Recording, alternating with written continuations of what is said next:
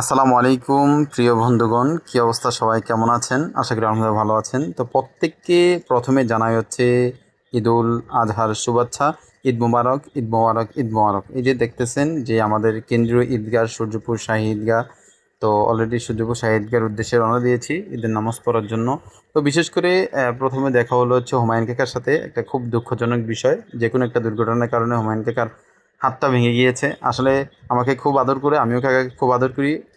মোট কথা বলতে গেলে একটা বন্ধুর মতো সম্পর্ক, যাক আলহামদুলিল্লাহ। তো ইনশাল্লাহ আমাদের গ্রামের প্রত্যেকটা মানুষের সাথে প্রথমে ঈদগাহে আসলে দেখা হয়, ছোট বড় সকল ভাইদের সাথে দেখা হয়, চাচাবাতিদের সাথে দেখা হয়। তো এই জিনিসটা সবচেয়ে আনন্দময়। ঈদ মানে আনন্দ, ঈদ মানে খুশি। এটা হচ্ছে আজকে আমাদের ঈদগাহের ঈদের নামাজের টাইম ছিল হচ্ছে 8টা, অলরেডি 8:10 বেজে গেছে। হুজুরে বললো যে কাতার সোজা করার জন্য। অলরেডি আমরা কাতার সোজা করে সবাই দাঁড়াচ্ছি। যে অন্য অন্য কুরবানি ঈদের চাইতে আজকে আমাদের কুরবানি ঈদে জামাতে প্রচুর পরিমাণ মুসল্লি হয়েছে আলহামদুলিল্লাহ। যারা শহরে কুরবানি করে, আমার মনে হয় তারাও এবার চলে আসছে।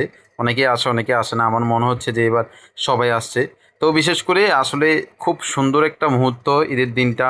ছোট বড় সকল ভাইদের সাথে দেখা হয়, এবং কি সবচেয়ে ভালো লাগে একটা বিষয়, নামাজ পড়ার পরে সবার সাথে সবার মোলাকাত, হ্যান্ডশিপ, কোলাকুলি যেটা আমি বলি। এই মোলাকাতটা আমার কাছে খুবই ভালো লাগে, এবং কি টিমবদ্ধভাবে ছবি তোলা যে আনন্দ, স্মৃতিটা, এটা সবচেয়ে বেশি ভালো লাগে। আল্লাহ পাক রব্বুল আলামিন আমাদের প্রত্যেকের কুরবানিকে কবুল করুন, সকলে বলি আমিন। এবং আমরা প্রত্যেকেই দোয়া করব আমাদের ইমাম সাহেব মোস্তফা আল হোসেন হুজুরের জন্য।